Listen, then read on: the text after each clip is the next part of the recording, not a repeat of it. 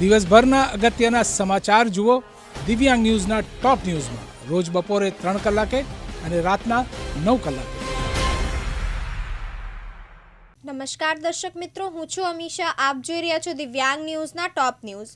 બોટાદના નવનાળા પાસે જમઈનગર વિસ્તારમાં સ્કોર્પિયો કારમાં આગ લાગતા નાસભાગ મચી હતી. વહેલી સવારે સ્કોર્પિયો કાર પાર્કિંગમાં હતી, દરમિયાન અચાનક આગ લાગી હતી. કારમાં આગ લાગતા રહીશો એકત્રિત થઈ ફાયરને જાણ કરી હતી. તાત્કાલિક બોટાદ ફાયરની ટીમ ઘટના સ્થળે પહોંચી આગ પર કાબુ મેળવ્યો હતો.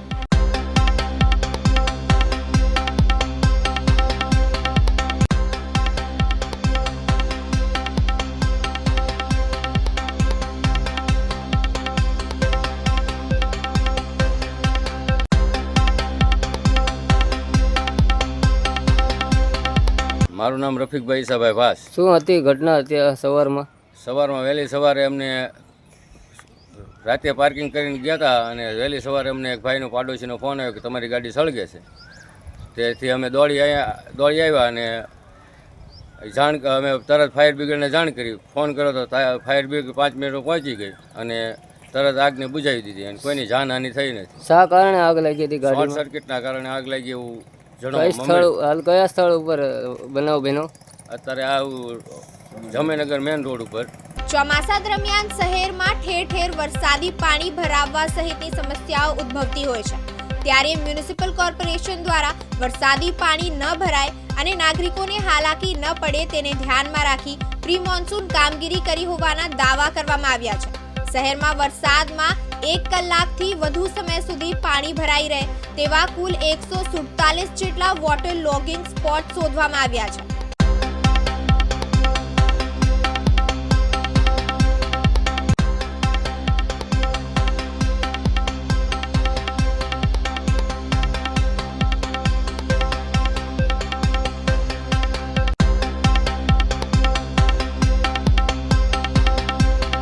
પ્લાનની સમીક્ષા બેઠકમાં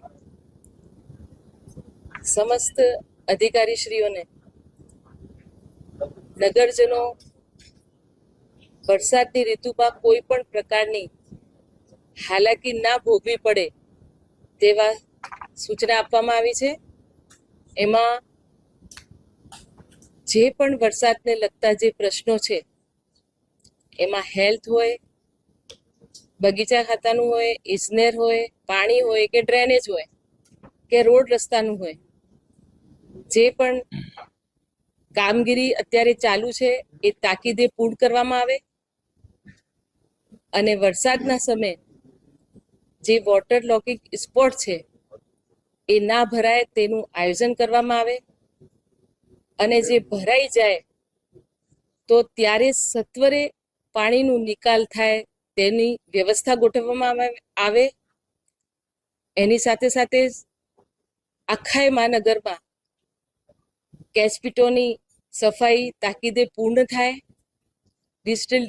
ડિસલિટિંગની જે કામગીરી છે એ પણ સત્વરે કરવામાં આવે અને જ્યાં પણ વરસાદ પડ્યા પછી પણ સત્વરે એનો પાણીના નિકાલની સાથે સાથે એના પછીની જે સફાઈની કામગીરી છે એ પણ પૂર્ણ કરવામાં આવે. દવાનો છંટકાવ કરવો હોય કે ફોગિંગ હોય, દરેકે દરેક જગ્યાએ કરવામાં આવે એવી સૂચનાઓ આપવામાં આવી છે. અને વરસાદમાં લગતા દરેકે દરેક પ્રશ્ન સ્ટેન્ડ બાય સોલ્વ થાય. સાથે સાથે જે કંટ્રોલ રૂમ છે એના જે નંબરો છે એ પણ ચાલુ હોય અને લોકોને કોઈ પણ પ્રકારની નગરજનોને હાલાકી ના ભોગવી પડે એવી વ્યવસ્થા કરવામાં આવે. મ્યુનિસિપલ કોર્પોરેશન દ્વારા પ્રી મોન્સૂનની જે બી એક્ટિવિટી છે અંતર્ગત જે ગયા વખતે 147 જે વોટર લોગિંગ સ્પોટ હતા એના અંતર્ગત આ વખતે કામગીરી કરવામાં આવેલ છે.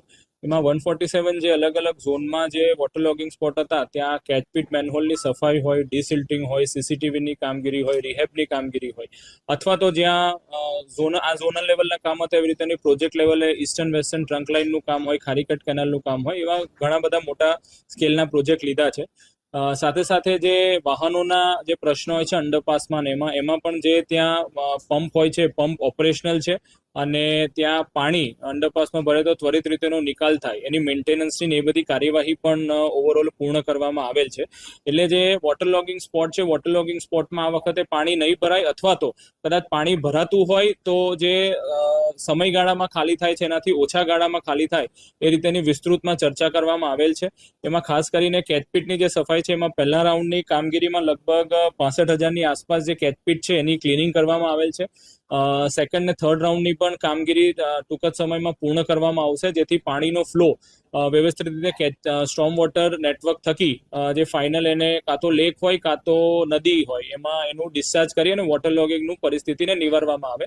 સાથે સાથે ડિસિલ્ટિંગની બી કામગીરી ખાસ કરીને વોટર લોગિંગ સ્પોટમાં હાથ ધરવામાં આવેલ છે, જેથી મેનહોલ કે કેચપીટ સાથે સાથે લાઇન પણ પ્રોપર રીતે ડિસિલ્ટેડ હોય અને સિલ્ટનો નિકાલ કરવામાં આવે એવી રીતેની કામગીરી આ વખતે હાથ ધરવામાં આવેલ છે.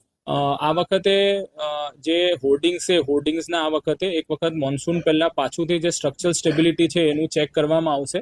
એક ઇન્ડિપેન્ડન્ટ એજન્સી દ્વારા નેક્સ્ટ 15 દિવસમાં એસ્ટેટ વિભાગ દ્વારા ફરીથી સઘન ચેકિંગ કરવામાં આવશે. જ્યાં સ્ટ્રક્ચરલ સ્ટેબિલિટી જો અવેલેબલ નહીં હોય તો એવા હોર્ડિંગ તરત રીતે ઉતારવાની કામગીરી એસ્ટેટ વિભાગ દ્વારા હાથ ધરવામાં આવશે. સાથે સાથે ગાર્ડન વિભાગ દ્વારા આ વખતે ઝોન દીઠ અને વોર્ડ દીઠ ટ્રેક્ટર અને કટરની વ્યવસ્થા કરવામાં આવેલ છે. એટલે જ્યાં પણ આવી રીતેના ઝાડ પડવાની સમસ્યા થશે એને ત્વરિત રીતે કટર દ્વારા કરી અને રોડ જો એના કારણે ટ્રાફિકમાં અડચણ થતી હશે તો એ કરીને ક્લિયર હાથ ધરવામાં આવશે કાર્યવાહી. એટલે મેઇનલી જે અત્યારે ન્યૂઝમાં બી આવતા હોય છે બ્રેકડાઉન એના પ્રશ્નો હોય છે. એટલે બ્રેકડાઉનના પ્રશ્નો તો ઇમરજન્સીમાં હોય છે, એટલા માટે આપણે કાર્યવાહી હાથ ધરવામાં આવે છે. પણ અમે જેમાં ઝોનની કામગીરી હોય એમાં ઝોન થકી કે પ્રોજેક્ટની હોય જે બી બ્રેકડાઉનના પ્રશ્નો અમે ત્વરિત રીતે હાથ ધરશું, એના કારણે ખોદકામ હોય છે એના માટે અમે કાર્યવાહી કરી છે. જૂનાગઢમાં આધાર કાર્ડમાં ખોટું નામ હોવાની કહી ખોટું સોગંદનામું કરાવી પરિણીત હોવા છતાં બીજા લગ્ન કરવા બાબતે અમરેલી પોલીસે ફરિયાદ ન નોંધાતા અરજદારે રાષ્ટ્રપતિ પાસે ઈચ્છા મૃત્યુની માંગ કરી છે.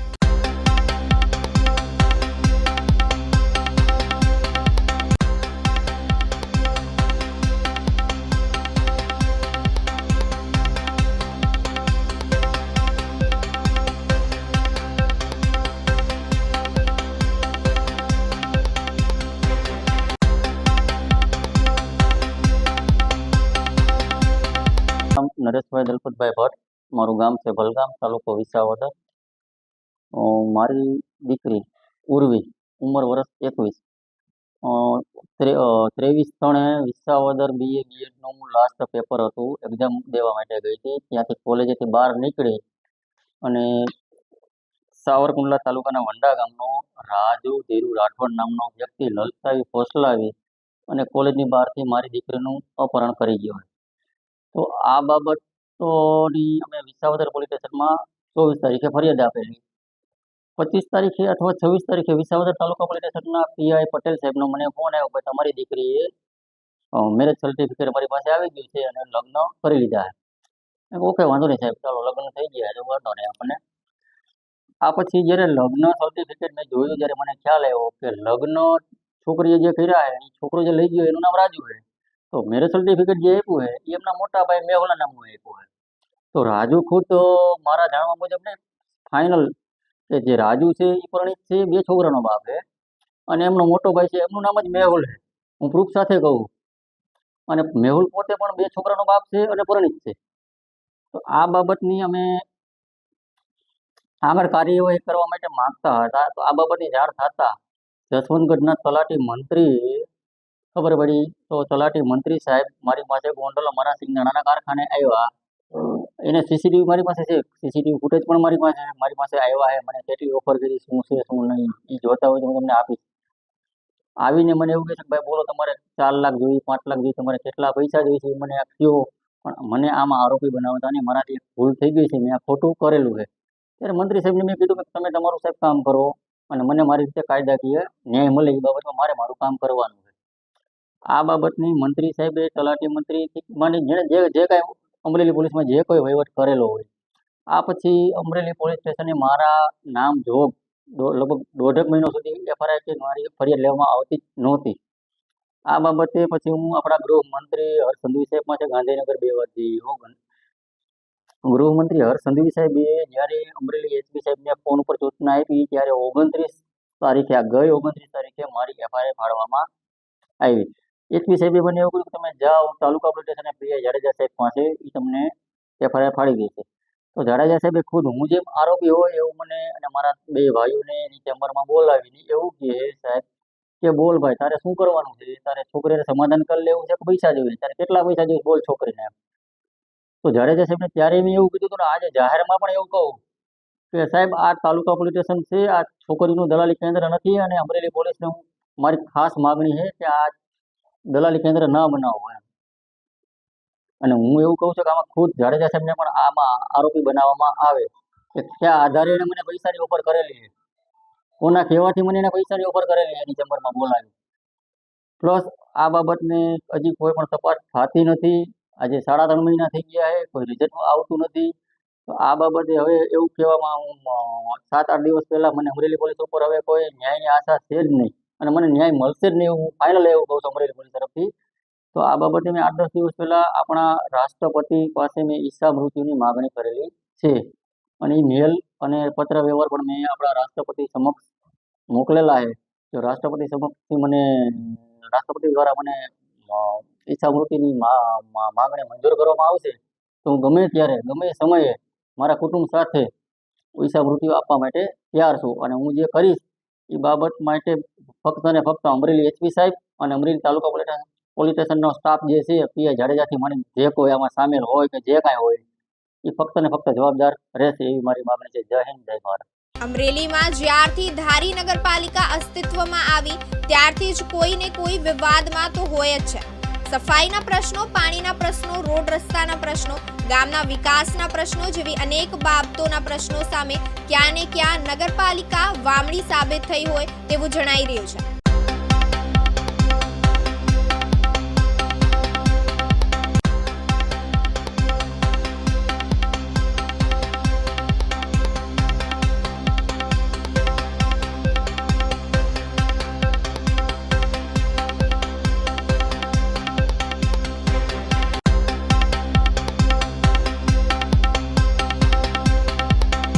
વિજયભાઈ મેરમભાઈ મકવાણા શું સમસ્યા છે? પાલિકાનો કામદાર છું અને વોટર વર્કર તરીકે ફરજ બજાવું છું. આજે અમારે માગણી એવી છે કે આજે નગરપાલિકા થઈ તે દિવસથી અમારા આજે કોઈ પણના પગાર થયા નથી. જૂના કામદારો, નવા કામદારો, વાલમેનો, સફાઈ કામદારો, પછી ડોર ટુ ડોર કલેક્શનના ડ્રાઈવરો, આજે અમારે કોઈના પગાર નથી થયા. હવે તહેવાર આવે છે તો અમે નાના માણસ આની ઉપર તો નિર્ભર હોઈએ. કેટલા પગાર બાકી છે આપના? લગભગ 8, કોઈના 10 છે, કોઈના 8 છે, કોઈના 7 છે, બરાબર છે. એટલે 7-8 પગાર બાકી છે. અને આપે બધા ભેગા થઈ અને આજ નગરપાલિકા ઓફિસની બહાર બધા માગણી સૂત્રોચ્ચાર કરો છો કે પગાર આપી દો અમારો. અમારી માગણી એ જ છે કે અમને તહેવાર આવે છે, અમને પગાર આપી દે. અમને કોઈ વિરોધ નથી, અમને નથી કોઈ અધિકારીનો વિરોધ. અમારો પગારથી મતલબ છે. કામગીરી અહીંયા કામગીરી ફરજ બજાવીએ છીએ તો અમારો પગાર લેવો અમારી ફરજ છે. અમને પગાર આપી દે, અમને કોઈ વિરોધ નથી, બરાબર છે. અમારી આ માગણી છે, બરાબર. અમારો પગાર આપી દે એટલે અમે કામે ચડી જાય. અમને એમ જ કહી રાખે છે કે આજ થશે ને કાલ થશે. કેટલા વાગ્યાના બેઠા છો આપ અહીંયા? કેટલા વાગ્યાના? 7 વાગ્યાથી બેઠા છે. અને કેટલા વાગ્યા સુધી બેસશો આપ અહીંયા? એ તો ત્યાં સુધી જો ઓફિસની અંદરથી અમને કોઈ જાતનો નિર્ણય નહીં આવે સંતોષકારક ત્યાં સુધી બેસશું, બરાબર છે ને ભાઈ? છેલ્લે શું ઈચ્છો છો આપ? છેલ્લે પછી અમારો પગાર જાય કદાચ નો. પ્રશ્ન તો પાણીનો હલ છે.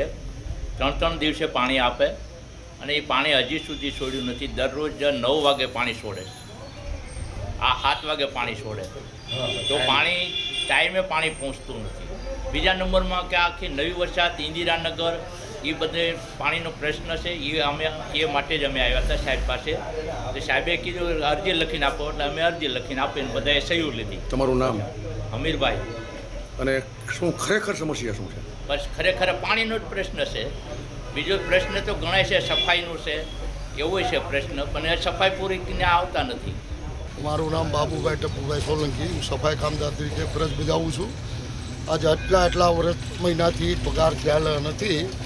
ના છૂટકે અમે ચીફ ઓફિસરને મળતા ત્યાર પછી સંતોષકાર અમને જવાબ ન મળ્યો, ના છૂટકે અમારે કામને રૂકાવટ કરવું પડ્યું. આ 16 મહિનાથી પગાર અમારા થયા નથી, તો આજે મારું ભરણ પોષણ કેનેથી કરવું એમાં પણ અમને બહુ તકલીફ થાય છે. ના છૂટકે અમારે કામ રૂકાવટ કરવું પડ્યું છે. ત્યાંથી નગરપાલિકા જે કોઈ અધિકારી હોય બરાબર છે, ત્યારે અમે મળવા ગયા હતા ત્યારે ચીફ ઓફિસરે અમારી નોંધ ન લીધી, ત્યારે સારી રીતે અમને જવાબ ન મળ્યો, તો અમે 20થી ખમણા. ત્યારે પછી અમે પ્રાંત સાહેબ પાસે ગયા હતા, તો આપ સાહેબે કીધું કે આપ પરિવાર છો, તરીકે રહેવાનું છે અને પરિવાર આજ ના છૂટકે અમારો પરિવારને આજ એમને બહુ દુઃખ થયું છે કે આટલા મહિનાથી અમારા જો પગાર ન થતા હોય તો અમારે શું કરવું, એને માટે તમારે નોંધ લેવાની છે. ત્યાંથી વધારે પડતું નહીં કાંઈ પર ધ્યાન દે તો મારે ગાંધી માર્ગે જવું પડશે અને હું ભૂખ હડતાલ કરીશ. કામદાર એકતા, કામદાર એકતા, કામદાર એકતા. સફાઈ કામદાર અને વાલમેન કોઈ પણ જાતની જાણ કર્યા વગર સ્વેચ્છાએ હડતાલ ઉપર ગયેલ છે એવો અમારા મુકાદમે રિપોર્ટ આપેલ છે. અને સાહેબ એમના પગાર બાબતે કોઈ પ્રશ્ન છે? અગાઉના જૂના ગ્રામ પંચાયત હતી ત્યારના એમના ઓક્ટ્રોયની ગ્રાન્ટ ન મળવાને કારણે પગાર બાકી છે, એ ચૂકવણાની કામગીરી ચાલુ છે. સાહેબ ક્યાંય ને ક્યાંય થોડા સુવિધા, નગરપાલિકા સુવિધા બાબતે સાહેબ થોડુંક પ્રશ્ન ગામમાં બને છે. સાહેબ શું ખરેખર છે? ધારી નવરચિત નગરપાલિકા છે, ડિસેમ્બર 2024માં અમલમાં આવેલ છે અને નવી 100 જગ્યાઓ મંજૂર કરવામાં આવેલ છે અને તમામ જગ્યાઓ ભરવા માટે નિયમાનુસારની કાર્યવાહી ચાલુ છે. સાહેબ આ લોકોની સમસ્યા ક્યારે હલ થશે? ટૂંક સમયમાં નવી ગ્રાન્ટ આવી હતી, આ બધી સમસ્યાઓ હલ થશે. અરવલ્લીમાં ભાઈએ પોતાના ભાઈની હત્યા કરી નાખીને સંબંધોની હત્યા કરી નાખી હતી. હત્યાના બનાવમાં પોલીસે હત્યારા ભાઈની ધરપકડ કરી હતી.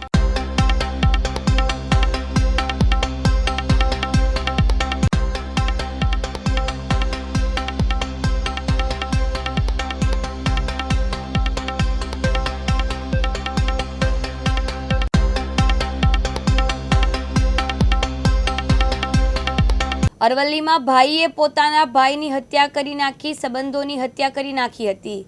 હત્યાના બનાવમાં પોલીસે હત્યારા ભાઈની ધરપકડ કરી હતી. અરવલ્લી જિલ્લાના મેઘરજમાં ભાઈની હત્યાનો બનાવ સામે આવ્યો છે, ત્યારે હત્યારો સગો ભાઈ જ હતો. મેઘરજ તાલુકાના વાઘપુર ગામમાં સગા ભાઈએ ભાઈનું ઢીમ ઢાંકી કાઢ્યું હતું. બંને ભાઈઓ વચ્ચે કોઈ બાબતે ઉગ્ર બોલચાલ થઈ હતી, જે બાદ ભાઈએ આરોપી ભાઈને બીભત્સ ગાળો આપી હતી, જેના લીધે આરોપી ભાઈ ઉશ્કેરાઈ ગયો હતો અને ઘટનાને અંજામ આપ્યો હતો. ભાઈના શરીરે આરોપી ભાઈને લાકડી તથા ગદ્દા પાટાનો માર મારીને મોતને ઘાટ ઉતારી દીધો હતો, જે મામલે સમગ્ર પંથકમાં ચકચાર મચી જવા પામી હતી. તો ભાઈની હત્યાના મામલે મૃતકના ફરિયાદી ભાઈએ આરોપી ભાઈ વિરુદ્ધ પોલીસમાં ફરિયાદ નોંધાવી હતી. ઘટનાની ગંભીરતાને ધ્યાનમાં લેતા પોલીસ એલર્ટ થઈ હતી. ઈસરી પોલીસે આરોપી વિરુદ્ધ ગુનો નોંધ્યો હતો. આરોપી ભાઈને ઝડપી પાડી આગળની કાર્યવાહી શરૂ કરી હતી. જૂનાગઢમાં વિસાવદર વિધાનસભાની પેટા ચૂંટણીમાં ચતુષ્કોણ જંગ ખેલાશે, પરંતુ સાચી સ્પર્ધા તો આમ આદમી પાર્ટી અને ભાજપ વચ્ચે જોવા મળશે તેમ મનાઈ રહ્યું છે. જૂનાગઢ વિસાવદર વિધાનસભાની પેટા ચૂંટણીમાં ભાજપ, કોંગ્રેસ અને આમ આદમી પાર્ટી વચ્ચે ત્રિપાંખીયો જંગ જમવાનો છે.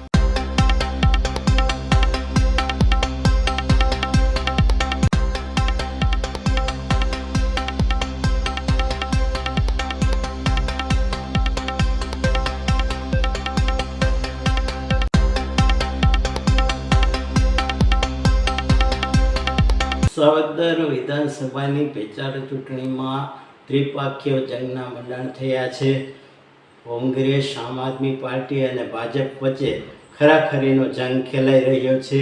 આવી સ્થિતિમાં ભાજપે બીજી વખત કિરીટભાઈ પટેલને ટિકિટ આપી છે, ત્યારે આમ આદમી પાર્ટીને ગોપાલભાઈ ઇટાલિયાને ટિકિટ આપી છે અને કોંગ્રેસમાંથી નીતિનભાઈને ટિકિટ મળી છે.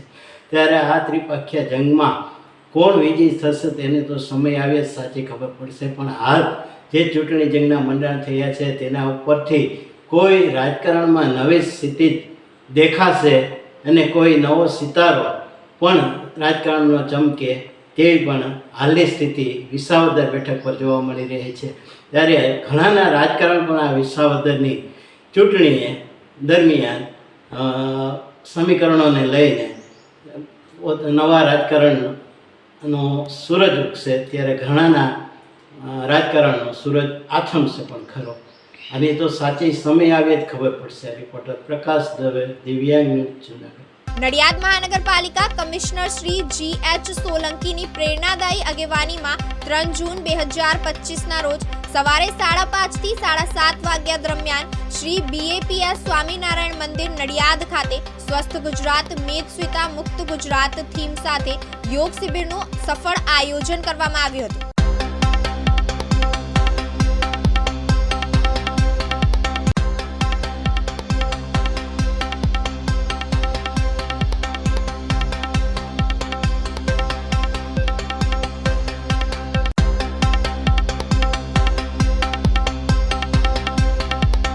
योग सेवक शीशपाल, चेरमेन गुजरात राज्य योग बोर्ड. योग भारतीय संस्कृतिની દેન છે. આપણા દેશના વડાપ્રધાન આદરણીય નરેન્દ્રભાઈ મોદીના લીધે 21 જૂન આંતરરાષ્ટ્રીય યોગ દિવસ આખી દુનિયામાં ઉજવાય છે. એ સૌ ભારતીયો માટે ગર્વ અને ગૌરવની વાત છે. ગુજરાત રાજ્ય સરકારે પણ ગુજરાત રાજ્ય યોગ બોર્ડનું ગઠન કર્યું છે. એનો મકસદ છે કે સંપૂર્ણ ગુજરાતમાં 365 દિવસ યોગ થાય. અત્યારે વિધાનસભામાં ગુજરાત રાજ્યના આત્મજ્ઞાની અને આધ્યાત્મિક મુખ્યમંત્રી આદરણીય ભૂપેન્દ્રભાઈ પટેલે ઘોષણા કરી છે કે સ્વસ્થ ગુજરાત મેદસ્વીતા મુક્ત ગુજરાત એ અભિયાનને લઈને ગુજરાત યોગ બોર્ડે આ સંપૂર્ણ ગુજરાતમાં અભિયાન ચલાવ્યું છે. આજે હું મહાનગરપાલિકા નડિયાદમાં આવ્યો છું, ખેડા જિલ્લામાં. જેમાં મોટી સંખ્યામાં અહીંયા યોગી ભાઈ બહેનો જોડાયા છે. અમારી યોગ શિક્ષકોની ટીમ છેલ્લા 15 દિવસથી ડોર ટુ ડોર કેમ્પેઇન કરીને અને સમસ્ત નડિયાદ અને ખેડા જિલ્લાના લોકોને આમંત્રણ આપ્યું છે. આજે વરસાદનો માહોલ હોવા છતાં પણ મોટી સંખ્યામાં અહીંયા લોકો આવ્યા છે. હોલ ખચાખચ ભરાયેલો હતો. હોલની બહાર પણ મોટી સંખ્યામાં લોકો હતા. એ દર્શાવે છે કે દરેક વ્યક્તિ યોગ કરવા માંગે છે. દરેક વ્યક્તિને સ્વાસ્થ્ય જોઈએ અને યોગ આપણને એ જ આપે છે. યોગ અમને સ્વાસ્થ્ય આપે છે, યોગ અમને શક્તિ આપે છે, યોગ મોટાપાથી મુક્ત કરે છે. અમારું કેમ્પેઇન છે કે સંપૂર્ણ ગુજરાતમાં 10 લાખ લોકોને ટાર્ગેટ સાથે 10-10 કિલો વજન ઓછું કરવાનું. તો આ અભિયાનને અમે સંપૂર્ણ દૃઢતા સાથે ચલાવીએ છીએ. એના પછી આ કાર્યક્રમ અમારું વડોદરામાં છે, બહુ મોટો કાર્યક્રમ છે. એના પછી અમદાવાદમાં છે, રાજકોટમાં છે. એ રીતે ગુજરાતના સમસ્ત 34 જિલ્લામાં અમારા કાર્યક્રમો થવાના છે. જે રીતે આજે ખેડા જિલ્લામાં મહાનગરપાલિકા નડિયાદમાં દિવ્ય અને ભવ્ય કાર્યક્રમ થયું, જેમાં માની કમિશનરશ્રી ઉપલબ્ધ રહ્યા, સ્વામીશ્રી ઉપલબ્ધ રહ્યા, અમારા બધા કોર્ડિનેટરો, જોઈન્ટ કોર્ડિનેટરો, બધા પાર્ટીના અધિકારીઓ, પદાધિકારીઓ પણ ઉપસ્થિત રહ્યા. હું આપના ચેનલના માધ્યમથી સમસ્ત ખેડા જિલ્લાની જનતાને અને ગુજરાતની જનતાને આહ્વાન કરવા માગું છું કે આવો આપણે બધા સાથે મળીને યોગી બનીએ, નિરોગી બનીએ, સમાજ માટે સહયોગી અને રાષ્ટ્ર માટે ઉપયોગી બનીએ. ધન્યવાદ. વડોદરા જિલ્લાના સાવલી તાલુકાના જાલમપુરા ગામે જંગલી જાનવરે ભેંસના બચ્ચાનું મારણ કર્યું. સાવલી તાલુકાના જાલમપુરા ગામે રહેતા કૈલાસબેન દિનેશભાઈ મકવાણાના ખેતરમાં આશરે સવારે 4 થી 5 વાગે ખેતરમાં આવતા તેમની ભેંસના બચ્ચાનું જંગલી જાનવર દ્વારા મારણ કરાયું હતું.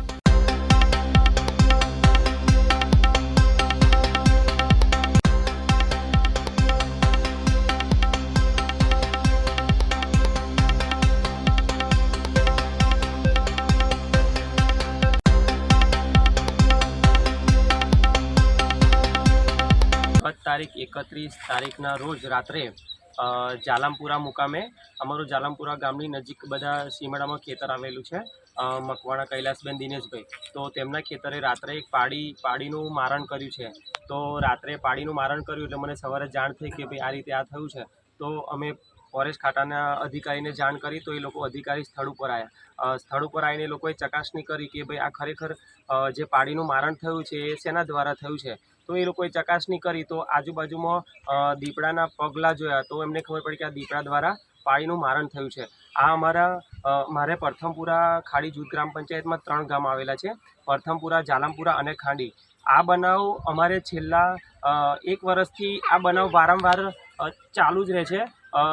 જોઈએ ને તો આ 1 વર્ષમાં 4થો બનાવ બન્યો છે. પહેલાં પણ આ અગાઉ 3 બનાવ બન્યા. અને એમાં જોવા જઈએ ને તો કે ગામવાળા લોકો પણ અવારનવાર રાત્રે જોઈએ તો દીપડાના પગલાં પણ જોયા છે. અમુક લોકો તો અમારા શું છે કે જે પ્રથમપુરા જાલમપુરાના ખાડી એ મહીસાગર નદીના કિનારે બિલકુલ આવેલું ગામ છે અને લોકો નો રહેવાસી પણ એમાં વસવાટ પણ નદી કિનારના ખેતરોમાં લોકો વસવાટ કરે છે. તો લોકોએ રૂબરૂ પણ ચકાસણી કરીને રૂબરૂ પણ દીપડાને જોયો છે અને એવું કહેવાય કે ગત અઠવાડિયે પણ એક પાડીનું મારણ કરેલું છે. તો આ જે દીપડાનો ત્રાસ છે એ ખરેખર બહુ જ વધી ગયો છે. હવે તમને કહીએ કે આ લોકોએ છેલ્લા ઘણા સમયથી એમને રજૂઆત કરી, ફોરેસ્ટ અધિકારીને કહ્યું, ગ્રામ પંચાયતને કહ્યું. તો ગ્રામ પંચાયત દ્વારા મેં પણ મારા લેટર પેડ પર જાણ કરી છે છેલ્લા ગત અઠવાડિયે કે જે તે અધિકારી ફોરેસ્ટ અધિકારીને જાણ કરી કે ભાઈ અમારા જે આ 3 ગામ આવેલા છે એ ગામમાં છેલ્લા વર્ષ દરમિયાન દીપડાનો ત્રાસ બહુ જ વધી ગયો છે અને અમને એવું લાગે છે કે આ એક દીપડો નથી, આ ઓછામાં ઓછા 2 કે 3 દીપડા હોવા જોઈએ. કારણ કે એમાં જોઈએ તો ગત રાત્રે જો આ જે બનાવ બન્યો એમાં એકવાર જોઈએ કે પ્રથમપુરામાં જોયું હોય તો પ્રથમપુરાથી ખાંડી સુધી હવે આ બનાવ બહુ જ બની ગયા છે અને હવે અમને પણ ડર લાગે છે. અને ખેડૂતો જાલમપુરા જે છે, ખાંડી છે અને પ્રથમપુરા એ ખેડૂતો બિલકુલ મહીસાગર નદીના કાંઠે જ રહે છે. તો અમને પણ હવે ભય લાગે છે કે આ જે એક જ વર્ષમાં 4 બનાવ બન્યા તો આ પશુઓને બનાવ બન્યો તો ખેડૂતોને પણ આ લોકો કાલે ખેડૂતોને પણ આ મારણ કરી શકે છે. તો મારે સરકારને એટલી નમ્ર અરજ કે આ જે આ બનાવ બની રહ્યા છે તો આ સરકારને ફોરેસ્ટ અધિકારી વહેલામાં વહેલી તકે યોગ્ય પગલાં લે કે જેનાથી અમારા ગ્રામજનોને આ બનાવથી બચી શકે. હું પ્રથમપુરા ખાડી ગ્રામ પંચાયત સરપંચ શ્રી રબારી અનિલભાઈ હરિભાઈ. સુરત શહેરમાં આવેલા પાંડેસરાના શિવમનગરમાં રહેતી અનુષ્કા કુમારી અચાનક ઝાડા ઉલટી થયા હતા. બાળકીની સારવાર સિવિલ હોસ્પિટલમાં લાવવામાં આવી હતી. બાળકીને સારવાર મળે તે પહેલા તબીબોએ મૃત જાહેર કરી હતી.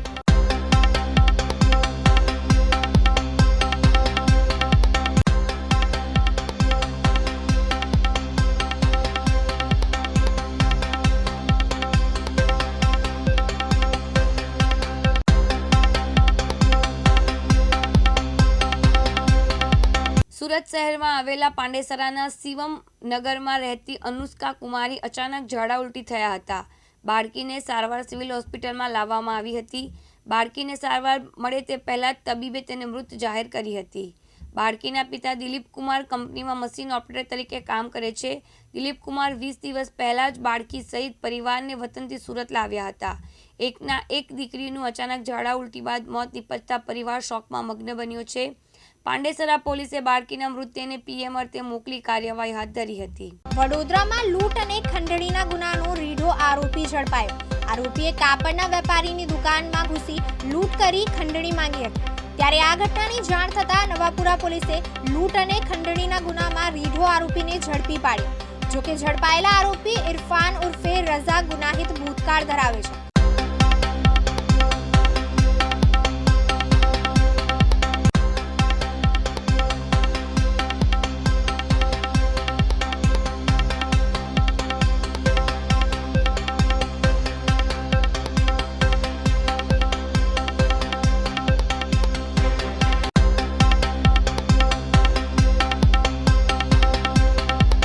तीस 5/2025 રોજ એક બનાવ બનેલો હતો અને આ જે ફરિયાદ છે 2/6 રોજ અહીંયા નોંધાયેલી છે.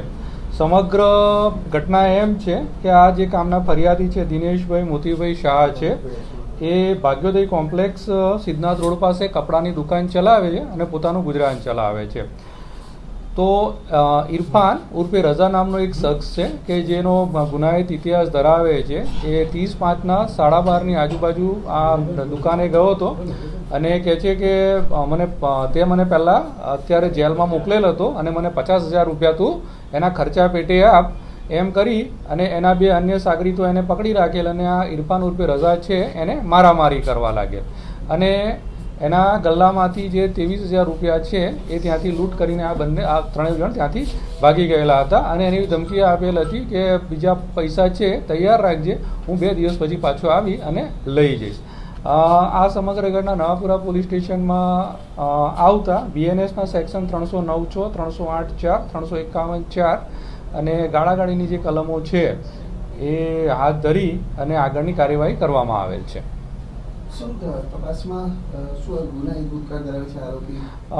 આરોપી ઉપર અલગ અલગ જે પ્રકારના છે એ 40 પ્રકારના ગુના છે, અલગ અલગ સેક્શન હેઠળ નોંધાયેલા છે, જેમાં મોટે ભાગે એના પર શરીર સંબંધી ગુનાઓ છે, મિલકત સંબંધી, પ્રોહીના, જુગારના, એમ અલગ અલગ પ્રકારના ટોટલ 40 જેટલા ગુનાઓ છે એના પર નોંધાયેલા છે. લૂંટમાં જે અમારા તપાસ કરતા અને ત્યાં સ્થળ પર આની પાસેથી લગભગ 15,000 રૂપિયા જેટલા છે એ અમારી પાસે રિકવરી થયેલ છે. બંને પક્ષ વચ્ચે કઈ નાણાકીય લેવડ દેવડની બાબત હોઈ શકે એ દિશામાં તપાસ આગળ પણ આ જ શખ્સ પાસે આણે ખંડણી માંગેલ હતી અને એ ગુનો નોંધાયેલો હતો અને એની અદાવત રાખીને આ જે ઇરફાન રઝા છે એ પાછો એના ઉપર આ રીતે પૈસા માંગવા માટે ગયો હતો અને લૂંટ ચલાવેલ હતી. સર, કોઈ ટોળકી સાથે સંકળાયેલો છે કે આ રીતે, કારણ કે 40 ગુના દાખલ થયા હોય? નહીં, એ પોતાની રીતે સ્વતંત્ર રૂપે જે આ બધા ગુનાઓ આચરતો હોય છે. જે આરોપી છે ક્યાં રહે છે? આરોપી છે એ નવાપુરા પોલીસ સ્ટેશન વિસ્તારનો જ રહેવાસી છે. એ જ વિસ્તારને ટાર્ગેટ કરે છે ખંડણી માટે કે શું છે? એ જે જૂના ગુનાઓ હતા એમાં નવાપુરા પોલીસ સ્ટેશનમાં જ બધા એના ગુનાઓ છે એ નોંધાયેલા છે. એ તપાસ કરી રહ્યા છે. નરેન્દ્ર મોદી સ્ટેડિયમમાં મંગળવારે રમાનારી આઈપીએલની ફાઇનલ મેચમાં સિંદૂરની થીમ પર લાઇટ શો યોજાશે. મેચ શરૂ થતા પહેલા અને 2 ઇનિંગ વચ્ચેના સમયમાં એક મ્યુઝિકલ પ્રોગ્રામ થશે. બીજી તરફ દિલ્હી, મુંબઈ, બેંગલુરુ, ચંડીગઢ, અમૃતસરથી આવનારી ફ્લાઇટોના વન વે ફેર પણ વધીને 15,000 થી 26,000 સુધી થઈ ગયા છે, જે સામાન્ય દિવસોમાં 3,000 થી 7,000 હોય છે.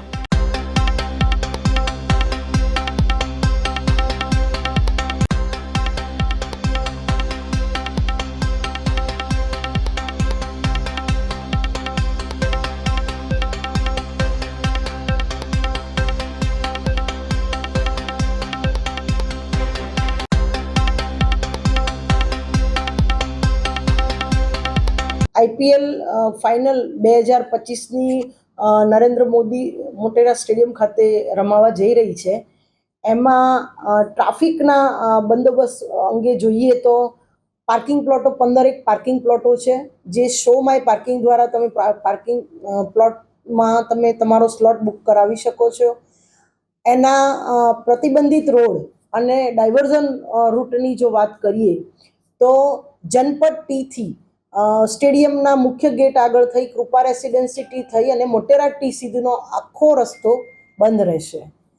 આ જે રસ્તો બંધ રહેશે એના સિવાય જો એ રસ્તાના ઉપયોગ કર્યા સિવાય ડાયવર્ઝન રૂટ જો આપણે જોવા જઈએ તો ગાંધીનગરથી આવતા લોકોને તપોવન થઈ, ઓએનજીસી સર્કલ થઈ, વિસદ ટી થઈ અને જનપદ ટી અને પ્રબોધરાવળ એ રીતે અવરજવર કરી શકશે. એ સિવાય કૃપા રેસિડેન્સી ટીથી ભાટ કોટેશ્વર થઈ અને એપોલો સર્કલ થઈને પણ અવરજવર કરી શકશે. આ જે ટ્રાફિક બંદોબસ્ત છે આજનો, એમાં 1 JCP, 3 DCP, 3 ACP, 12 PI, 23 PSI સહિત એએસઆઈ, એચસી, પીસી થઈને 880 જણનો ટ્રાફિકનો બંદોબસ્ત ગોઠવવામાં આવ્યો છે. પાર્કિંગ પ્લોટની ક્ષમતા અલગ અલગ પાર્કિંગ પ્લોટની ક્ષમતાઓ અલગ અલગ છે. જે બંદોબસ્તમાં જે આપણે પાર્કિંગ પ્લોટના જે ક્ષમતા છે એ જે ટિકિટોનું વેચાણ થયું છે એના કરતાં પણ વધારે ક્ષમતા કુલ્લે 15 પાર્કિંગ પ્લોટની છે. ટ્રાફિક ન થઈ જાય તે માટે ખાસ કઈ રીતની વ્યવસ્થા રખાશે? કારણ કે શરૂઆતમાં અને જે મેચ પતે ત્યારે ખૂબ ટ્રાફિક રહે છે, એક સાથે રસ હોય છે. શરૂઆતમાં જ્યારે મેચ શરૂ થતી હોય છે ત્યારે વારાફરતી પ્રેક્ષકો આવતા હોય છે, એટલે શરૂઆતના ટ્રાફિક મેનેજ કરવો સરળ હોય છે. પરંતુ જ્યારે મેચ છૂટતી હોય છે ત્યારે એક જ સામટા એક સાથે લોકો બહાર આવે છે અને એક જ સાથે વ્હીકલો સાથે બહાર નીકળતા હોય છે ત્યારે ખૂબ ટ્રાફિક થાય છે.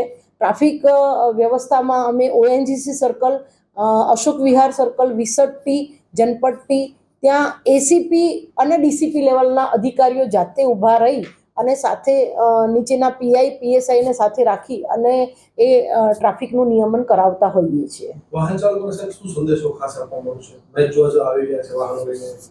વાહન ચાલકોને મારી એટલી જ નમ્ર વિનંતી કે જો તમે મેચ જોવા આવી રહ્યા છો અને અમદાવાદ સિટીના જ છો તો અમદાવાદ સિટી માટે તો બીજા ઘણા ટ્રાન્સપોર્ટેશનનો પણ ઉપયોગ કરી શકો છો, જેમાં ખાસ તો મેટ્રો ટ્રેનો સ્પેશિયલ આજે મેચ હોય છે ત્યારે મેટ્રો ટ્રેનો સ્પેશિયલ દર 7 મિનિટે એ લોકો સ્ટેડિયમ સુધી ચાલુ કરેલ છે.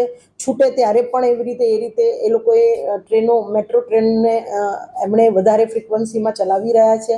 એ જ પ્રમાણે બીઆરટીએસ ને એએમટીએસ સાથે પણ અમે સંકલન કરેલું છે, એટલે બીઆરટીએસ અને એએમટીએસની પણ વધારાની રૂટ ઉપર બસો એ લોકો મૂકતા હોય છે. પ્રાઇવેટ વ્હીકલ લઈને આવનારાને પાર્કિંગ પ્લોટમાં પાર્ક કરી અને પછી ચાલતા એમને સ્ટેડિયમ સુધી જવાનું હોય છે. પાર્કિંગ પ્લોટ પણ શોમાય પાર્કિંગ દ્વારા તમે ઓનલાઈન બુક કરાવી શકો છો. આમ ટ્રાફિક ન થાય એના માટે અમે આપના માધ્યમથી પણ રૂટ ડાયવર્ઝન, પાર્કિંગ અને ટ્રાન્સપોર્ટેશનના ઉપયોગ અંગે વારંવાર અમે જે જનતામાં જાહેર જનતામાં આની જાગૃતિ આવે એના માટે અમે આપના દ્વારા પણ આપના માધ્યમથી પણ જણાવતા હોઈએ છીએ. નિયમો પાલન કરવાનું ટ્રાફિકના નિયમો પાલન કરવામાં કેટલીક રિક્ષાઓને અને કેટલાક ઓલા ઉબેરની ગાડીઓ જે વધારે પડતી ભીડ કરતા હોય છે અને વધારે પડતું ત્યાંના જે પ્રેક્ષકો બહાર નીકળે છે ત્યારે હેરાનગતિ કરતા હોય છે, ત્યારે અમે કેટલીક રિક્ષાઓ જે મીટર વગરની છે એના પણ અમે કેસો સેમિફાઇનલમાં પણ અમે 25થી વધારે કેસો કરેલા જ છે રિક્ષાના પણ. અને કેટલીક ભાડા અંગેની તકરાર કરતા ભાડાના વ્હીકલો માટે પણ અમે જાતે પોલીસ ત્યાં ઊભી રહી અને જો એવું જણાય તો એના ઉપર પણ અમે કેસો કરેલા છે. અમદાવાદના રિવરફ્રન્ટ વિસ્તારમાં એક ચોંકાવનારો બનાવ સામે આવ્યો છે.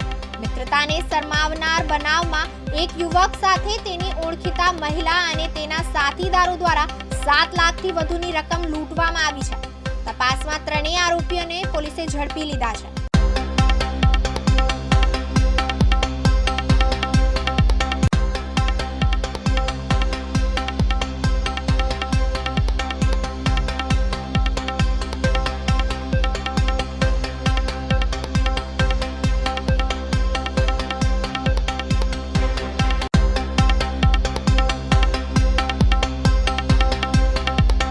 રિવરફ્રન્ટ ઈસ્ટ પોલીસ સ્ટેશનના હદ વિસ્તારમાં આવતા ભગવાન બુદ્ધની પ્રતિમા પાસેના વોકવેમાં 1 જૂન રાતના 8:30 વાગ્યાની આસપાસ એક લૂંટનો બનાવ બન્યો હતો. લૂંટની પરંતુ બળજબરીથી છીનવી લેવું, જેને આપણે સ્નેચિંગ કહીએ છીએ, એનો બનાવ બન્યો હતો, જેમાં ફરિયાદી પાસેના આશરે 7.5 લાખ રૂપિયા એ ફરિયાદીના જણાવ્યા મુજબ એક આરોપી બેન અને બીજા 2 આરોપી પુરુષો દ્વારા છીનવી લેવામાં આવ્યા હતા.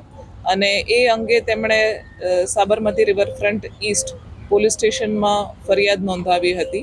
અને એ ફરિયાદ નોંધાયા બાદ પોલીસે ગણતરીના કલાકોમાં આ 3 આરોપી, ફરિયાદમાં જણાવેલ 3 આરોપીને પકડી પાડ્યા હતા અને તેમના પાસેથી મુદ્દામાલ રિકવર કરવામાં આવ્યો હતો. સાહેબ, આરોપી અને ફરિયાદી વચ્ચેનો સંબંધ શું છે?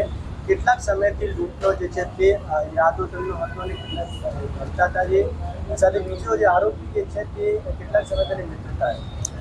આરોપી અને ફરિયાદી જે છે એમના વચ્ચે આશરે 3 વર્ષથી મિત્રતા હતી અને આરોપીને ફરિયાદી બનાવના વખતે સાથે હતા અને સાથે રિવરફ્રન્ટ ભગવાન બુદ્ધની પ્રતિમા ખાતે ગયા હતા. અને ફરિયાદી દ્વારા પોતાની એક મિલકત વેચવામાં આવી હતી, જેનું આશરે એમને જે કેશ હોય એ 4-5 દિવસથી પહેલાં મળ્યો હતો.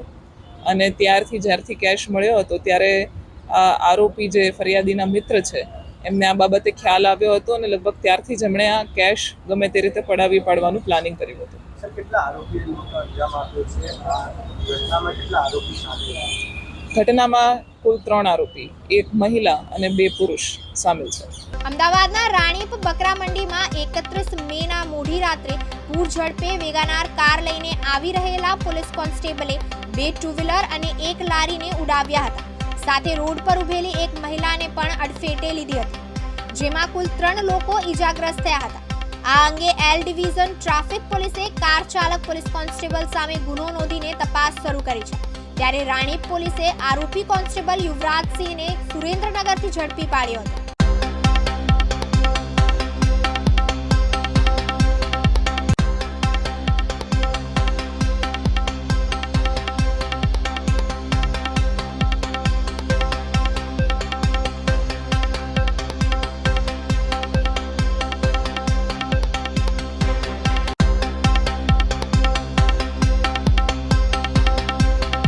ગઈ તારીખ 31/5/2025ના રોજ રાત્રે 10:30 વાગે એક વેગનાર ચાલકે રાણીપ બકરા મંડી ખાતે અકસ્માત કરેલો જેનાની અંદર મોટરસાયકલ અને એક્ટિવાના ચાલક અને બીજા જે રાહદારી હતા એમને ઈજાઓ પહોંચાડેલી હતી. જેની તપાસ કરતાં જે વેગનાર ગાડીનો ચાલક છે તે પોલીસ કર્મી હોવાનું જણાઈ આવેલ તપાસ દરમિયાન અને એમના વિરુદ્ધમાં ફરિયાદ નોંધવામાં આવેલી. ફરિયાદી કાનજીભાઈ રત્નાભાઈ પરમાર નાવે ફરિયાદ આપતા પોલીસ કર્મી યુવરાજસિંહ જોરાવરસિંહ કે જે પોતે માધુપુરા પોલીસ સ્ટેશનમાં માધુપુરા પોલીસ સ્ટેશનની અંદર ફરજ બજાવે છે તેમની વિરુદ્ધ ફરિયાદ દાખલ કરવામાં આવેલી હતી. સર, ધરપકડ કરવામાં આવી છે. પ્રાથમિક તપાસમાં શું સામે આવ્યું? ક્યાંથી આવતા હતા, ક્યાં જતા હતા, દારૂ પીધેલા હતા કે કેમ?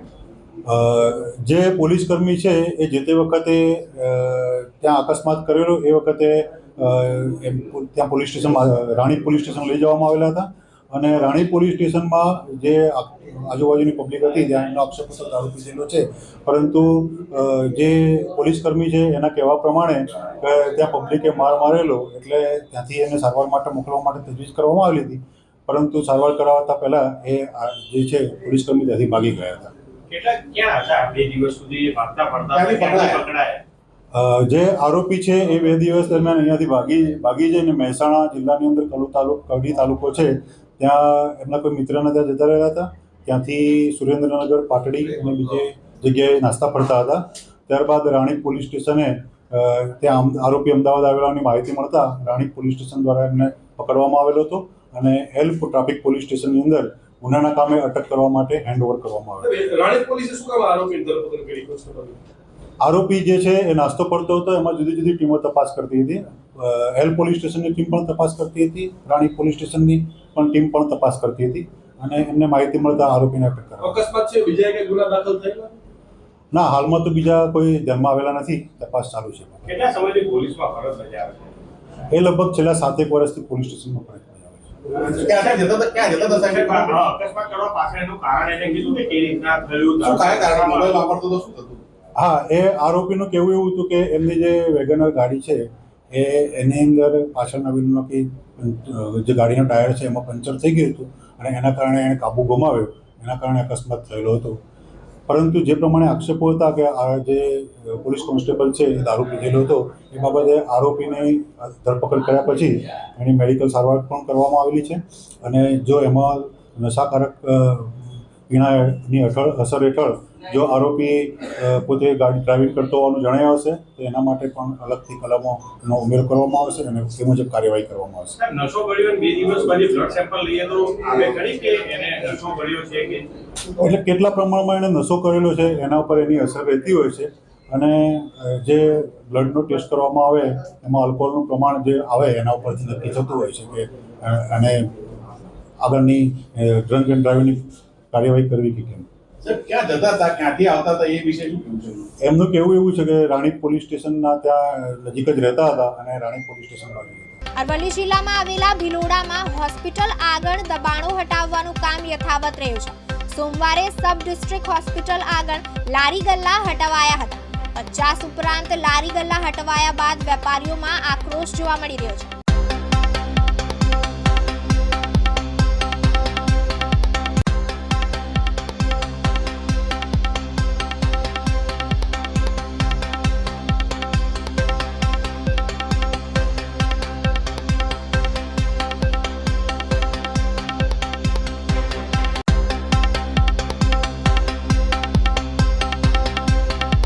મારું નામ અસારી અરવિંદભાઈ રામસિંહભાઈ છે.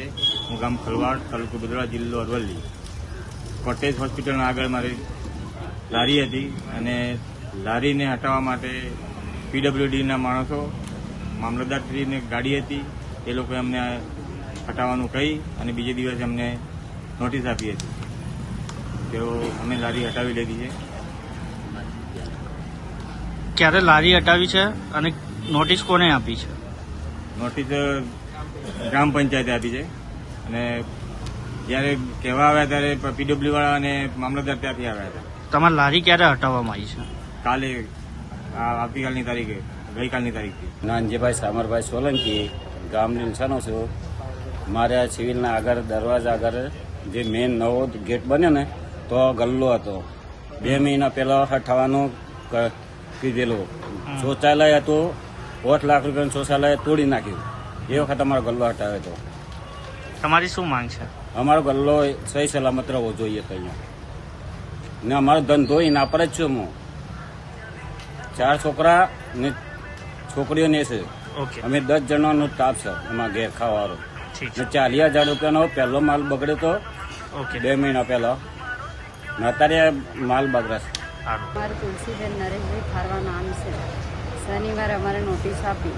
અમે ફ્રૂટની લારીનો ધંધો કરીએ. હવે એકદમ આવીને કહે કે તમે હટાવો અહીંથી, અમે ક્યાં જઈએ? ધંધો હવે અમારો આ જ ચાલે. અમે વિધવા બૈરી, હવે ધંધો આ જ કરીએ. આના ઉપર અમારું જીવન ચાલે. લોનો આટલી બધી લઈ લીધી, હવે શું કરવાનું અમારે? હવે એકદમ અચાનક આવીને કે તમે હટાવો તો અમે ક્યાંથી કે સિવિલની જગ્યાએ. હવે અમે શું કરીએ?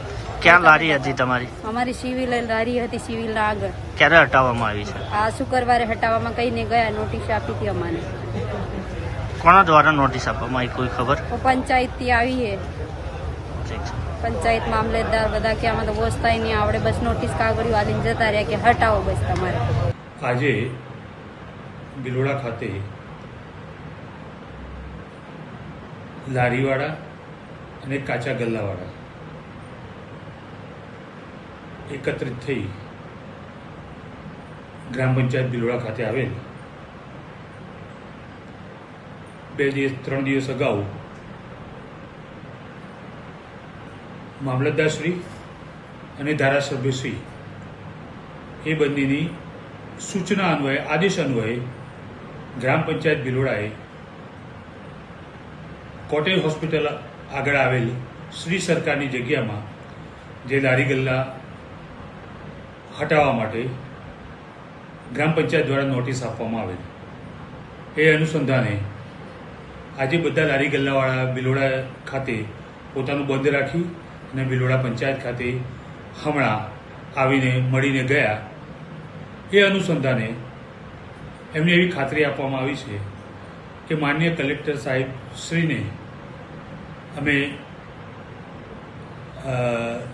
શું કહેવાય એમને વિનંતી કરી આ લારી ગલ્લાવાળાને યોગ્ય જગ્યાએ વૈકલ્પિક વ્યવસ્થા માટે અગાઉ પણ અમે પ્રયત્નો કરેલા છે અને હવે ફરીથી નવેસરથી આ લારી ગલ્લાવાળાઓને અમે વૈકલ્પિક વ્યવસ્થા થાય અને એમને પોતાની રોજીરોટી કમાઈ શકે.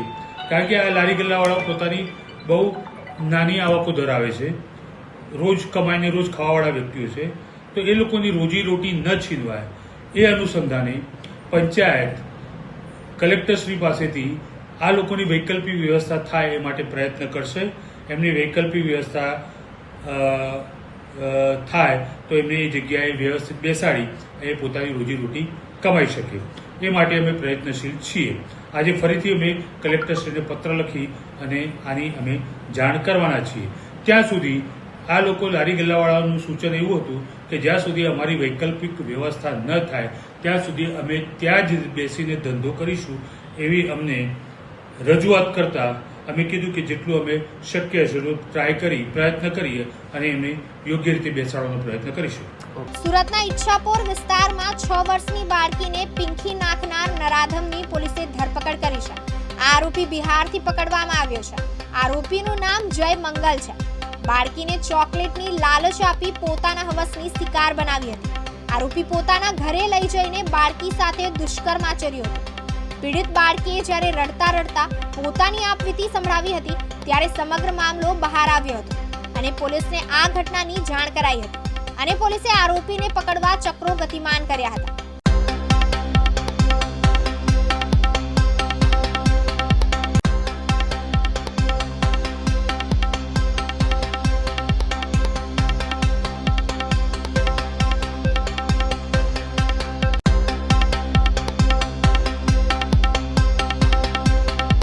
ગત તારીખ 27/5/2025ના રોજ અત્રેના ઈચ્છાપુર પોલીસ સ્ટેશનમાં એક બાળકી સાથે દુષ્કર્મનો બનાવ ધ્યાનમાં આવેલ હતો, જેની નોંધ લઈ ઈચ્છાપુર પોલીસે ભારતીય ન્યાય સંહિતાની કલમ 137(2), 87, 64(2)I, 65(2) તથા અન્ય વિવિધ કલમો તેમજ protection of children from sexual offence act 2012ની વિવિધ કલમો હેઠળ ગુનો દાખલ કરેલ હતો.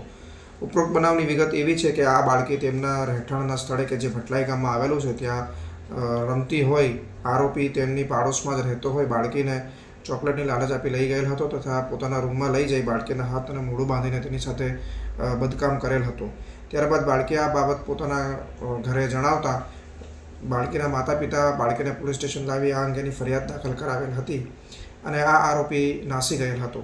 ત્યારબાદ અત્રેના ઈચ્છાપુર પોલીસ સ્ટેશનના થાણા ઇન્ચાર્જ તેમજ ડી સ્ટાફની ટીમે ટેકનિકલ સર્વેલન્સના આધારે ગુનેગારનો નંબર મેળવીને ત્યારબાદ તેમનું લોકેશન મેળવતા તે બિહારનું જણાઈ આવેલ હતું અને ઈચ્છાપુર પોલીસની ટીમે અહીંયા અત્રેથી રવાના થઈ બિહાર જઈ આરોપીને ગતરોજ ઝડપી પાડી અત્રે લઈ આવેલ છે. આરોપીનું નામ પૂછપરછમાં તેણે જય મંગલ ઉર્ફે બાબા અભિલાખ પાસવાન જણાવેલ છે અને તે બિહારનો રહેવાસી હોવાનું જણાઈ આવેલ છે.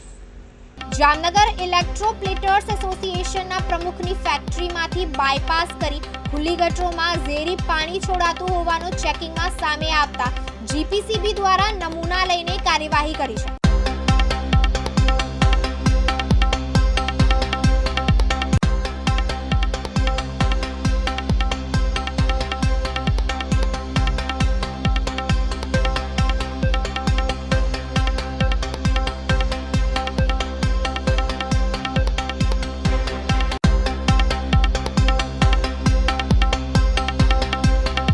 છેલ્લા 3 દિવસ દરમિયાન ગુજરાત પ્રદૂષણ નિયંત્રણ બોર્ડની પ્રાદેશિક કચેરી જામનગર દ્વારા દરેડ, સંકરટેકરી અને જામનગરના અન્ય વિસ્તારોમાં 9 એકમોની મુલાકાત લેવામાં આવેલ છે, જે પૈકી 4 એકમો બોર્ડની જરૂરી પૂર્વ મંજૂરી CTE એટલે કે ના વાંધા પ્રમાણપત્ર લીધા વગર ચાલતા માલુમ પડેલ છે અને જેમને એકમોના મુલાકાત અહેવાલ બોર્ડની વડી કચેરી ખાતે જરૂરી કાર્યવાહી અર્થે મોકલી આપવામાં આવેલ છે. તેમજ અમો દ્વારા એક એકમ કે જેણે બોર્ડની મંજૂરી મેળવેલ પરંતુ તેમણે દરેડ ખાતે આવેલા આ એકમ દ્વારા એમનું ઔદ્યોગિક ગંદુ પાણી બાજુમાં આવેલે કેનાલ મારફતે ઇલીગલી ડિસ્ચાર્જ કરતા માલુમ પડે, જેથી તેનો પણ સેમ્પલ લઈ અને તેનો પણ મુલાકાત અહેવાલ બોર્ડની વડી કચેરી ખાતે જરૂરી કાર્યવાહી અર્થે મોકલી આપવામાં આવેલ છે. આમ 9 પૈકી 5 એકમો જેમને બોર્ડની નિયમોનું વાયોલેશન કરતા હોય તેમ જણાયેલ છે, તેમને જરૂરી કાર્યવાહી અર્થે બોર્ડની વડી કચેરી ખાતે અહેવાલ મોકલી આપવામાં આવેલ છે. બોટાદ જિલ્લાના માલધારી દ્વારા દૂધ ઉત્પાદક મંડળી વિરુદ્ધ બોટાદ કલેક્ટરને આવેદનપત્ર આપ્યું.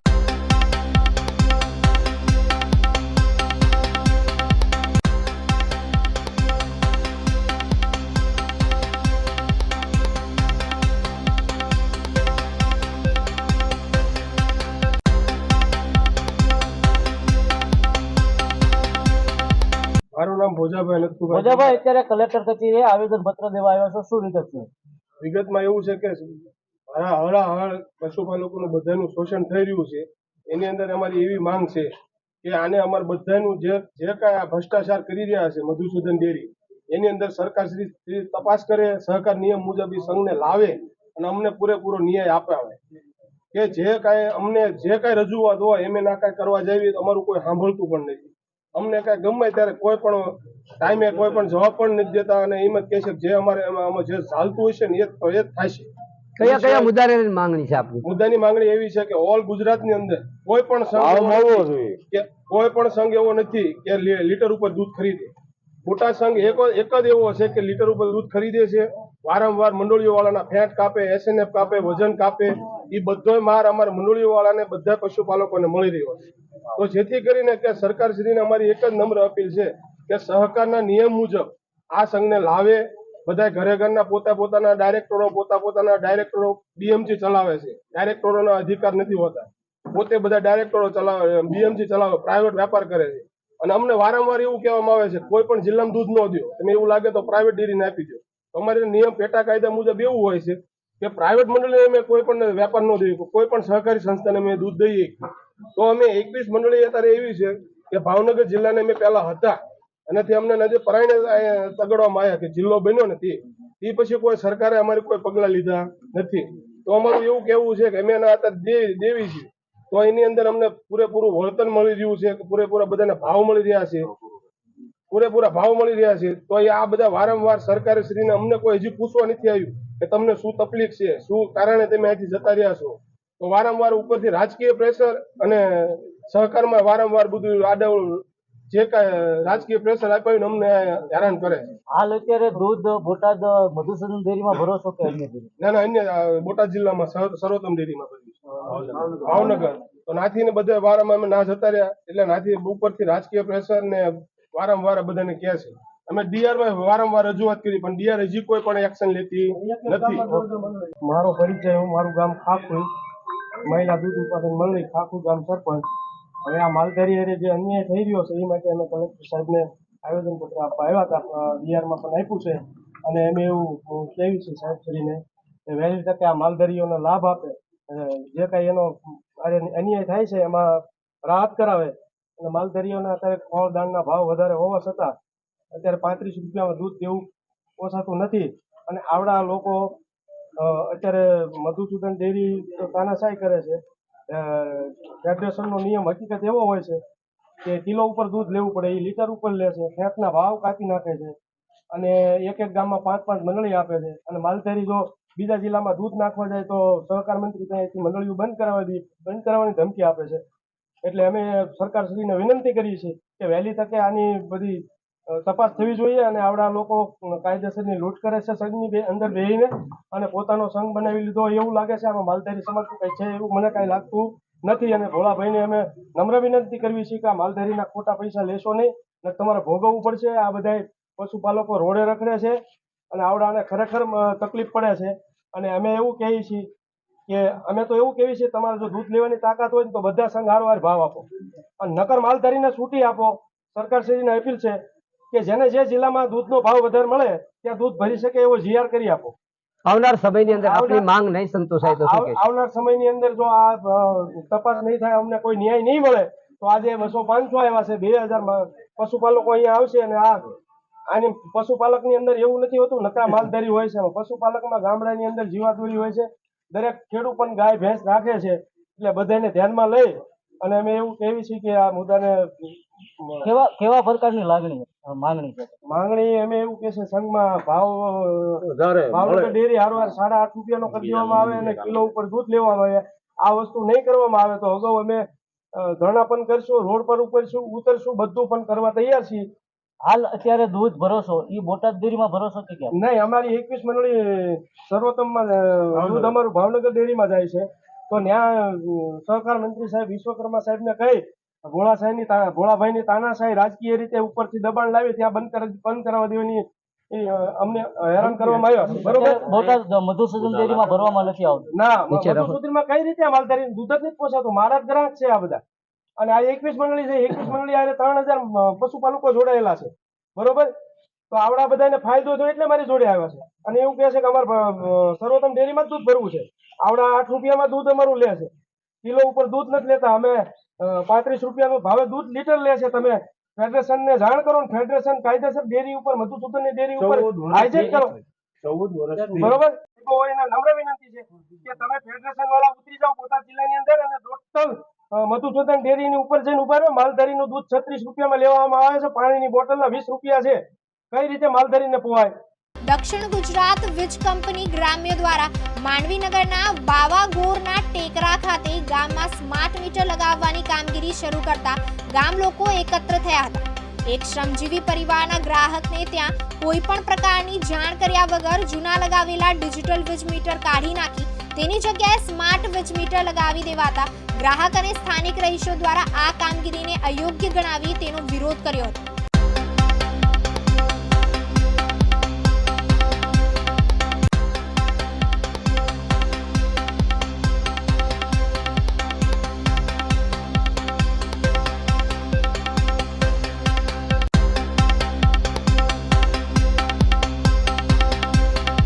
ઇરફાન પઠાણ, માંડવી નગરપાલિકા સભ્ય, વોર્ડ નંબર 4. આજરોજ તારીખ 3/6/2025ના રોજ સવારે 11 કલાકના સુમારે માંડવી જીબી દ્વારા સ્માર્ટ મીટર લગાવવા માટે બાવાગોળ ટેકરા વિસ્તારમાં આવેલા હતા અને જે તે મીટર ગ્રાહકને વિશ્વાસમાં લીધા વગર ડાયરેક્ટ જૂનું મીટર કાઢીને નવું મીટર ફિટ કરતા હતા, જેથી સ્થાનિકો અને ફળિયાના રહીશો ભેગા થઈને એ બાબતે વિરોધ કર્યો અને હમોને જાણ કરતાં હમો પણ સ્થળ પર પહોંચેલા અને જે તે જવાબદાર અધિકારી અને કર્મચારીને હમોએ રજૂઆત કરેલ કે જૂના મીટરો કાઢીને તમારે સ્માર્ટ મીટર ફિટ કરવા હોય તો એ ફરજિયાત છે કે કેમ, તો અધિકારીઓએ કોઈ જવાબ આપેલ નથી અને હમોને એવું કહેવામાં આવ્યું છે કે આ ડિજિટલ મીટર છે, સ્માર્ટ મીટર નથી. પરંતુ હમોએ જણાવેલ છે કે જ્યાં સુધી અમોને સંતોષકારક જવાબ નહીં મળે ત્યાં સુધી આ મીટરો લગાડવા નથી અને અમારા જે જૂના મીટરો લાગેલા છે તે ચાલુ રાખવાના છે. અને નવાઈની વાત એ છે કે માંડવી નગરમાં જ્યારે ક્રીમ વિસ્તાર છે તે વિસ્તાર છોડીને માત્ર સ્લમ વિસ્તાર અને સામાન્ય ગરીબ લોકો વસે છે ત્યાંથી એ લોકોએ સ્માર્ટ મીટર લગાડવાની શરૂઆત કરી, જે એક પ્રશ્ન ચિહ્ન છે કે આવું કેમ કર્યું, એ લોકોએ સ્લમ વિસ્તારનું શરૂઆત કેમ કરી, એ મારે ખાસ એમના માટે જાણવું છે. સુરત મહાનગરપાલિકામાં સામા ચોમાસી ઘોર નિંદ્રામાં દેખાઈ રહ્યું છે. માસૂમ કેદારના મોત બાદ પણ સુરત મહાનગરપાલિકા તંત્ર નથી સુધરી રહ્યું. દિલ્હી ગેટ મેઇન રોડ પર ઢાંકણ વગરની ખુલ્લી ગટર જોવા મળી હતી. મેઇન રોડ પર ગટર ખુલ્લી હોવાથી ગમે ત્યારે અકસ્માત સર્જાઈ શકે છે. 15 ફૂટ ઊંડી ગટર ખુલ્લી મૂકી દેવામાં આવી હતી અને કોઈ પણ બેરિકેડ લગાવવામાં આવ્યા ન હતા. પરંતુ વિડીયો વાયરલ થતા પાલિકાના અધિકારીઓએ માત્ર બેરિકેડ મૂકી સંતોષ માન્યો, પરંતુ હજુ સુધી ગટર પર ઢાંકણું લગાડવામાં આવ્યું નથી.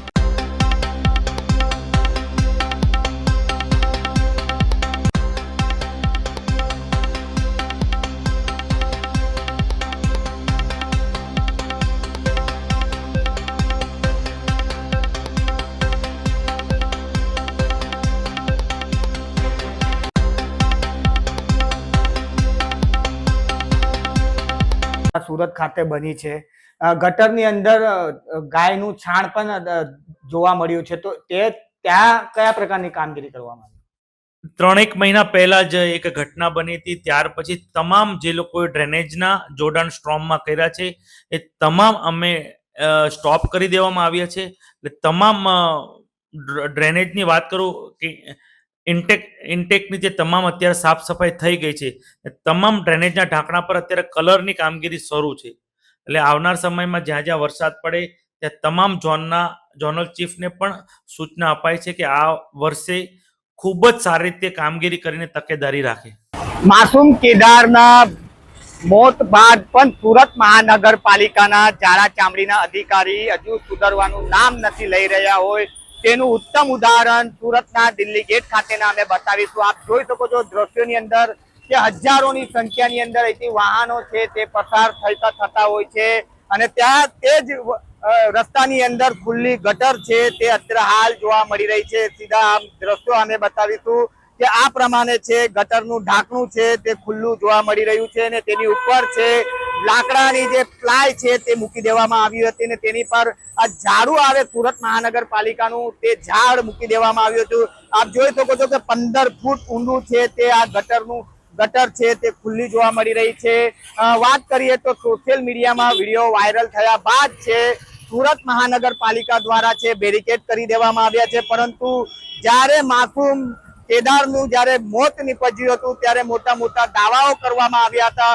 સુરત મહાનગરપાલિકાના મેયરશ્રીએ પ્રી મોન્સૂન કામગીરી માટે અધિકારીઓ સાથે છે તે સંકલન મિટિંગ કરી હતી અને તેની અંદર 90% પ્રી મોન્સૂનની કામગીરી થઈ ગઈ હોવાના દાવાઓ કરવામાં આવ્યા હતા. અને આપ જોઈ શકો છો દ્રશ્યોની અંદર અત્યારે હાલ છે તે ગટરના ઢાંકણા ખુલ્લા જોવા મળી રહ્યા છે. એટલે કે મેયરશ્રીનું પણ અધિકારી સાંભળતા નથી તે એક ઉત્તમ ઉદાહરણ અત્યારે હાલ અહીં જોવા મળી રહ્યું છે.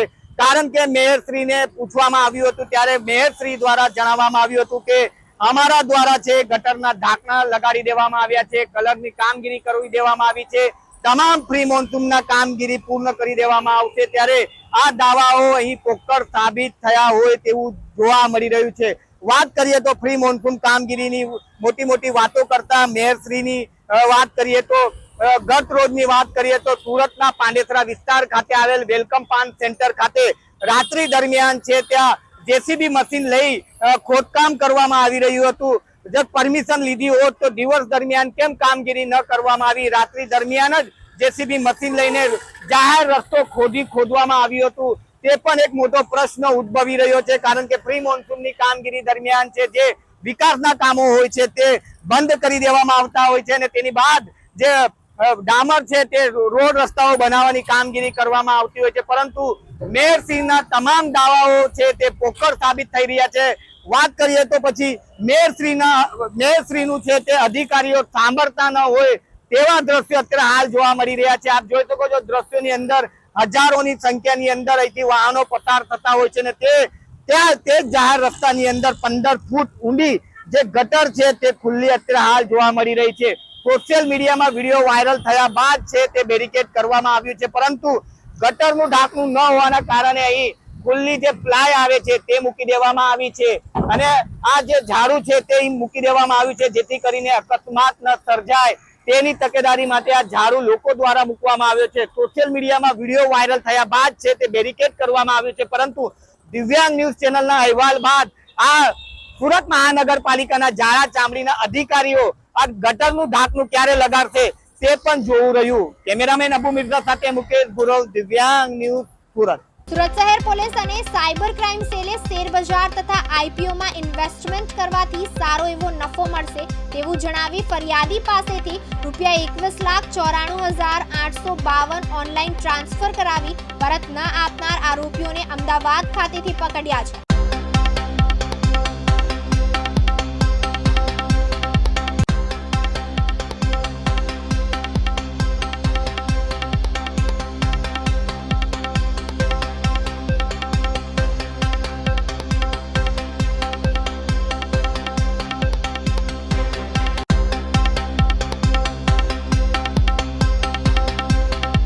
પોલીસ કમિશનર સર, સુરત શહેરનાઓની સૂચનાથી સાયબર ક્રાઇમ સેલ દ્વારા જે ફરિયાદીઓની ફરિયાદ અત્રે નોંધવામાં આવેલો અને એફઆઈઆર રજીસ્ટર કરવામાં આવેલ તેની અંદર ઇન્વેસ્ટિગેશન કરીને 2 અલગ અલગ એફઆઈઆર જેની અંદર મૂળભૂત રૂપે ફરિયાદીને સોશિયલ મીડિયા મારફતે સંપર્કમાં આવી ઊંચા 5 થી 10% કે 10%થી વધારે નફાની લાલચ આપી શેર માર્કેટમાં રોકાણ કરાવવાનો ઝાંસો આપીને અલગ અલગ એકાઉન્ટોમાં છેતરપિંડી કરીને પૈસા ટ્રાન્સફર કરાવી લીધા હોય તેવા 2 ઇન્વેસ્ટમેન્ટ ફ્રોડની અંદર આરોપીઓને કુલ 3 આરોપીઓને અરેસ્ટ કરવામાં આવેલ છે, જેમાં ગત વર્ષે નોંધાયેલ ગુનામાં કુલ 2 આરોપીઓ જે ચંદનસિંહ અને ગજેન્દ્રસિંહ જે મૂળે રાજસ્થાનના નિવાસી છે અને પોતાનું એકાઉન્ટ ભાડે આપીને આગળ સાયબર ક્રિમિનલ ટોળકીને એકાઉન્ટ કમિશન પર ભાડે આગળ પાસ કરીને આ બંને ગુનેગારોએ ગુનો આચરેલ અને એની અંદર લગભગ ફરિયાદી સાથે 21 લાખ રૂપિયા જેટલી રકમનું ઇન્વેસ્ટમેન્ટ ફ્રોડ થયેલ હતું. તે બંનેની ધરપકડ કરવામાં આવી છે. સાથે સાથે ગત વર્ષે સાયબર ક્રાઇમ સેલ દ્વારા ઉત્તરાયણ પોલીસ સ્ટેશન વિસ્તારમાં એક રેડ કરવામાં આવી હતી, જે અંતર્ગત લગભગ 1800 થી વધુ એનસીસીઆરપી પોર્ટલ પરની ફરિયાદો મળી આવેલ હતી. આ ગુનામાં નાનજીભાઈ પરસોત્તમભાઈ બારિયાની એ વખતે મલ્ટિપલ એકાઉન્ટ પ્રોવાઈડ કરનાર તરીકે ધરપકડ કરવામાં આવેલ હતી.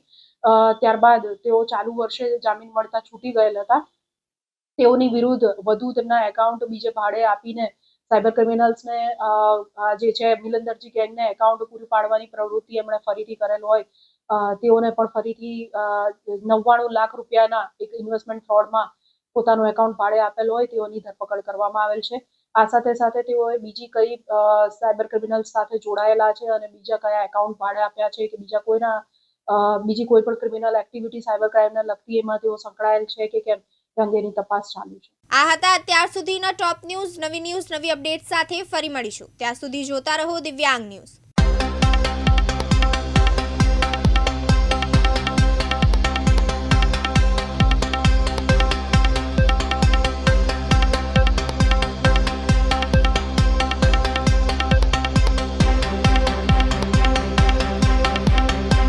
દિવસભરના અગત્યના સમાચાર જુઓ દિવ્યાંગ ન્યૂઝના ટોપ ન્યૂઝમાં રોજ બપોરે 3 કલાકે અને રાતના 9 કલાકે.